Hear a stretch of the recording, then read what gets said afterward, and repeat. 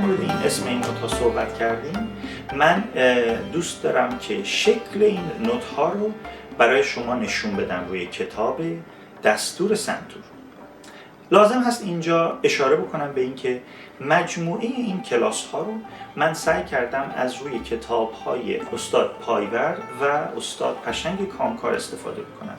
ترکیب این دو کتاب به این دلیل هست که هر کدوم از این کتاب ها قوت خاص خودشون رو دارن و ما سعی میکنیم مطالبی رو از هر کدوم از این کتاب ها انتخاب بکنم که به یک بخشی از نوازندگی سنتور تاکید کرده و ما سعی میکنیم تا جایی که ممکنه به جنبه‌های مختلف نوازندگی بپردازیم. شکل نوت ها رو ما اینجا میبینیم، اسمهاشون هم زیرشون ذکر شده.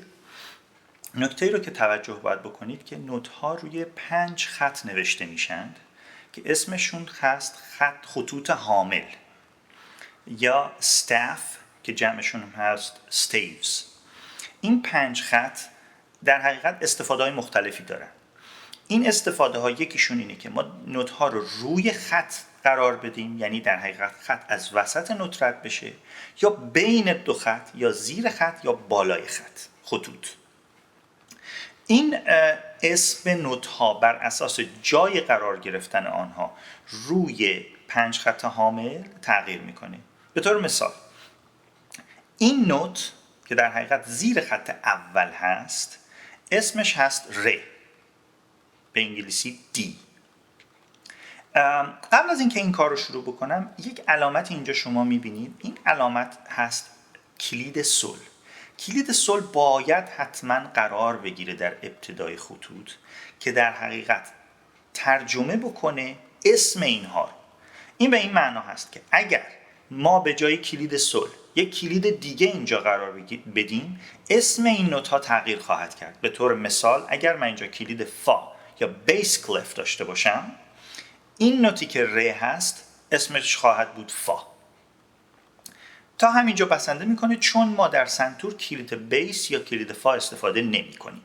ولی من خواستم توضیح بدم که شما بدونید چرا ما احتیاج به کلید سل داریم در ابتدای 5 خط حامل. خب پس بر اساس توضیحی که کلید سل به ما میده، این ما متوجه میشیم که نوت اول نوت ر خواهد بود. نوت بعدی که روی خط اول قرار گرفته اسمش می هست، بین خط اول و دوم فا هست و الی آخر، تا جایی که شما متوجه میشین که ر، می، فا، سل، لا، سی، دو، ر، همون دایره ای رو که عرض کردم خدمتتون ادامه دارد تا اینکه به بالای 5 خط حامل ما میرسیم. این نوت ها در حقیقت نوت هایی هستند که روی 5 خط حامل قرار میگیرن. ولی نکته این هست که آیا همین نوت ها فقط برای سازها استفاده میشه؟ جواب نه هست. ما احتیاج به نوت های دیگری داریم که باید روی در حقیقت دو طرف خطوط حامل قرار بگیرن که در حقیقت ما بتونیم همه این نوت هایی رو که روی سنتور اجرا میشه داشته باشیم. این خطوط رو بهشون خطوط اضافه میگن که اضافه میشن بالا یا پایین 5 خط حامل. ledger lines به انگلیسی خوانده میشن. اولین خط در حقیقت بالای 5 خط حامل هست و نوت لا رو به وجود میاره و همینجوری ادامه بدیم نوت سی، نوت دو، ر، می، فا تا 3 تا خط حامل، 3 تا خط اضافه بالای اون خط سوم نوت فا هست. این نوت در حقیقت آخرین نوتی هست که ما روی سنتورهای به طور کلی استاندارد یا 9 خرک سلکوک با اون مواجه خواهیم بود و ما هم در حقیقت فوکسمون رو، تمرکزمون رو گذاشتیم روی سازهای 9 خرک و استانداردی که بیشتر سنتور نوازهای امروزه از اون استفاده میکنن. حالا من در مورد سازهای مختلف سنتور هم بیشتر توضیح میدم. نوت بعدی در حقیقت ما باید باش آشنا بشیم نوت دو هست که زیر 5 خط حامل و با یک خط اضافه هست و به همین ترتیب خط اول اضافه رو وقتی که ما بکشیم میتونیم یه نوت هم زیرش بذاریم که اسمش خواهد بود سی و ادامه میدیم تا آخر و همینطور که در بالا ما تا یه محدوده ای داشتیم این پایین هم این محدوده رو داریم. سنتورنوازهای جدید، بالاخص سنتورنوازهای بعد از آقای پایور، استاد پایور، اینها نوت بم سنتورشون رو به یه شکلی به نوت واخون کوک میکنن، نوت بمی کوک میکنن که در کوک های مختلف تغییرش میدن به در حقیقت صدای سنتور و در حقیقت اون زنگی که سنتور داره کمک میکنه که تونالیتی رو، دستگاه رو، اون مودی رو که دستگاه توش هست رو بیشتر القا بکنه. خب این محدوده و از این نوت بم تا این بالا، یعنی ما اگر بخوایم از پایین بیایم بالا، 1 2 3 4 5 6 7 8 9 10 11 12 13 14 15 16 17 و 18 19 20 21 22 23 23 نوتی رو که ما در حقیقت محدوده نوازندگی سنتورون هست با این نوت ها نشون میدیم. اگر ما بخوایم اینها رو به ترتیب نشون بدیم میتونیم از این شکل استفاده بکنیم.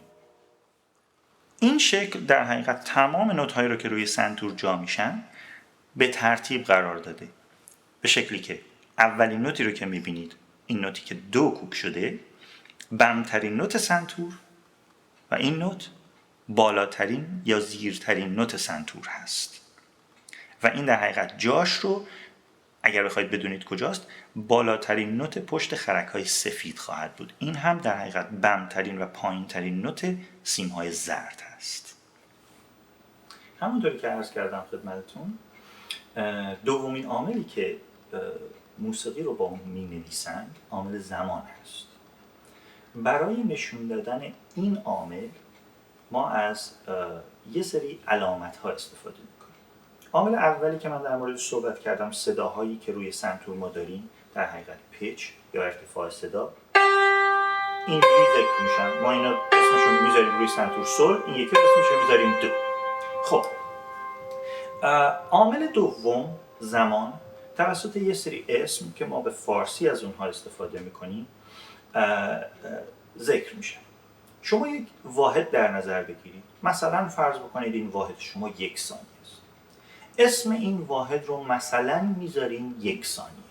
خب اگر این واحد ما 1 ثانیه باشه و ما یه قطعه داشته باشیم، هر کدوم از نوت‌های موسیقی رو 1 ثانیه در نظر بگیریم و 4 تا نوت رو در نظر بگیریم، سول، لا، سی، دو، هر کدوم اینها 1 ثانیه باشن، موسیقی ما یه موسیقی یک نواختی خواهد بود که در حقیقت پشت سر هم نوت‌ها با یک زمان ثابت حرکت میکنن. مثلا ما میگیم سول، لا، سی، دو.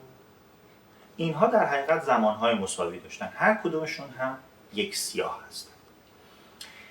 اگر ما یک نوت داشته باشیم که 2 برابر زمان اینها رو جا بگیره توی زمان، این نوت رو ما اسمشو میذاریم سفید. نوت سفید در حقیقت 2 ثانیه، اگر ما در نظر بگیریم واحد اولیه‌مون 1 ثانیه بود، 2 ثانیه طول میکشه. تصور بکنید 1 2 3 4. حالا نوت اول ما یه سفیده، نوت دوم و سوم ما 2 تا سیاه هستن، میشه سول، لا، سی. پس نوت سول ما بزرگتر از لحاظ زمان. خب اگر ما این رو 4 برابر بکنیم اسمش رو میذاریم گرد. خب تا اینجا ما نوت‌های بسیار بسیار طولانی رو در نظر گرفتیم.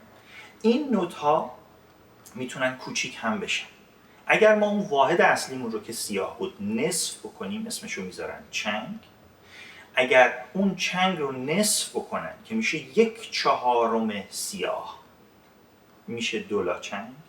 و اگر اون 2 لاچنگ رو دوباره نصف بکنن اون میشه 3 لاچنگ. خب پس در حقیقت از گرد شروع میشد، 4 ضرب یا 4 ثانیه، مثلا 2 3 4، نوت خیلی طولانی با.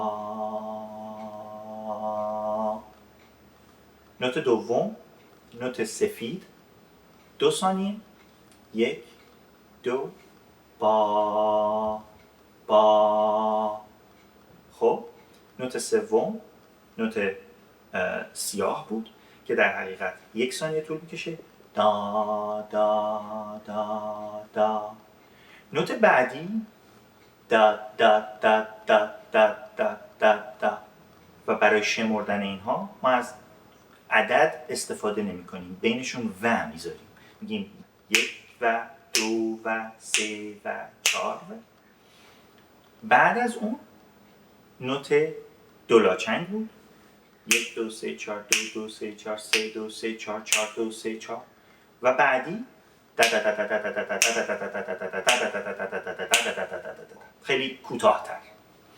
این یه چیز کلی بود من در نظر گرفتم و هر کدوم این واحدها رو 1 ثانیه در نظر گرفتم. خب این نوت‌ها میتونن خیلی تندتر باشن یا خیلی کندتر باشن، بسته به اینکه شما واحدتون رو تغییر بدید. حالا اگر واحد ما 1 ثانیه نباشه، نیم ثانیه باشه، اون سلاچنگ من خیلی سریعتر خواهد بود و گرد من هم کمتر طولانی خواهد بود. و این مطلب در حقیقت تغییر میکنه بر اساس سرعتی که شما تعیین میکنید در ابتدای قطعه یا نوشته میشه. در مورد اینها در دروس به تفصیل صحبت خواهیم کرد.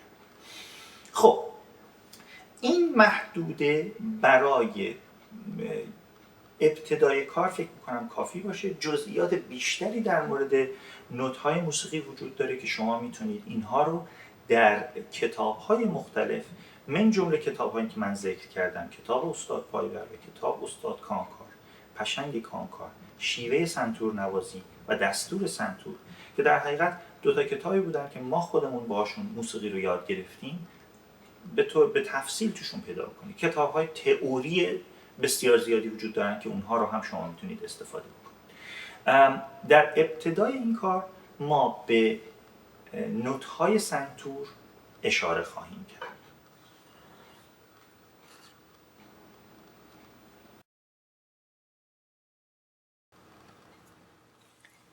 همونطوری که گفتیم اشکال نوت‌ها تغییر میکنن که زمانهای مختلف رو نشون بدن.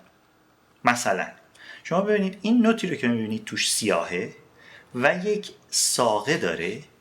این ساقه در حقیقت نشانگر این هست که ما باید این نوت رو یه مقدار مشخصی در نظر بگیریم. مثلا فرض کنید 1 ثانیه. این نوت رو ما بهش میگیم سیاه، یعنی یک نوت توپر با یه ساقه. این نوت در موسیقی یک ضرب حساب میشه، یعنی اینکه مثلا فرض کنید شما میگیرید 1 ثانیه، یعنی من برای این 1 ثانیه طول میدم نوتم رو، دا.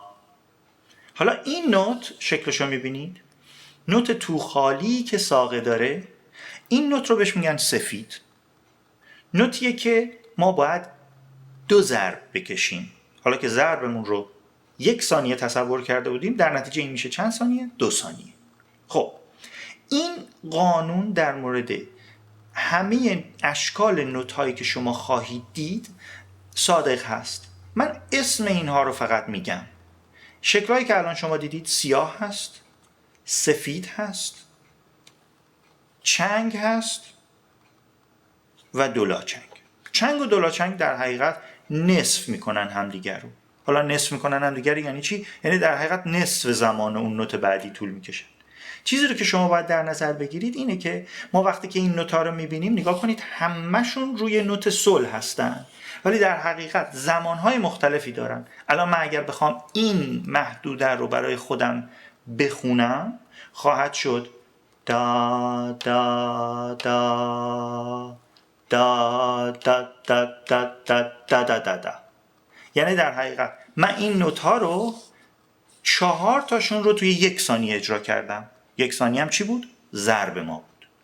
فقط در این محدوده میخواستم بهتون توضیح بدم که این شکل‌ها، این دم‌ها، این ساقه‌ها زمان کشش نوت‌ها رو تعیین میکنند. حالا اسمای اونها رو هم به طور مختصر براتون ذکر خواهم کرد. این یک نموداری هست در حقیقت کشش نوت‌ها رو با هم مقایسه میکنه. چیزهایی که ما نام بردیم، نوت سفید بود که گفتیم 2 ضربه، سیاه که گفتیم 1 ضربه، چنگ، دولاچنگ و سلاچنگ.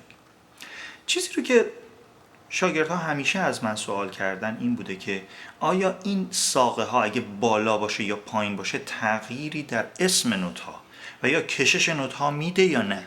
و این جوابش نه هست، هیچ تأثیری نداره. فقط در حقیقت جایی رو که روی حامل قرار گرفتن، اگه نوت ها بالاتر باشن دومشون رو پایین تر میذارن به خاطر اینکه این نوت ها با هم قاطی نشن. برگردیم به در حقیقت نوت های مختلف. این نوت رو ما بهش میگیم گرد و در حقیقت 4 ضرب حساب میکنیم. سفید 2 ضرب، سیاه 1 ضرب، چنگ نیم ضرب. این شکل رو هم ما ندیدیم. این یک نوت چنگ جدا رو با یه پرچم کوچولو کنارش نشون میدن. این نمودار در حقیقت نشون میده که این نوت ها هر کدوم چه نسبتی با هم دیگه دارن. یعنی مثلا اگر شما تصور بکنید یک سیاه، در حقیقت در زمان یک سیاه شما میتونید 2 تا چنگ بزنید، 4 تا دولاچنگ بزنید یا 8 تا سلاچنگ داشته باشید. میتونید با این نمودار در حقیقت بفهمید که نسبت نوت ها با هم دیگه چی هست. بحث دیگه‌ای که ما خواهیم داشت بحث سکوت هاست و این مسئله خیلی خیلی هم ساده است. همونطوری که نوت ها کشش داشتن، سکوت ها هم کشش دارند و در حقیقت زمانی رو اشغال میکنند. سکوت ها همون اسم نوت ها و کشش های نوت ها رو دارند. مثلا سکوت گرد همون 4 ضرب هست و زیر خط 4 قرار میگیره. سکوت سفید همون 2 ضرب هست و روی خط 3 قرار میگیره. این دوتا رو با هم اشتباه نکنید. دوستان خیلی از مواقع این دوتا رو با هم اشتباه میگیرن و البته خیلی هم شبیه هم هستن. زیر خط 4، بالای خط 3. سکوت سیاه به شکل خاص داره و سکوت چنگ هم شبیه 6 هست، 6 فارسی. سکوت دولاچنگ 2 تا از این لبه ها داره و سکوت سلاچنگ 3 تا از این لبه ها داره.